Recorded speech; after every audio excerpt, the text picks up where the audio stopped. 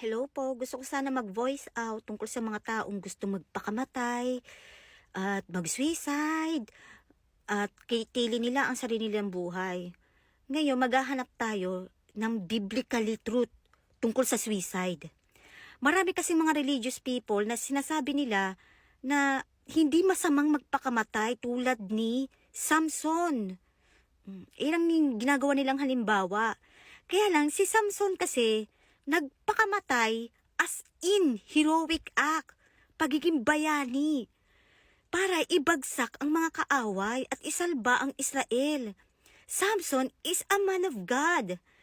Kung totoo, hinahanap nyo ang magandang example sa suicide sa Biblia, ay dapat ikumpara ito kay Judas Iscariot. Si Judas Iscariot kasi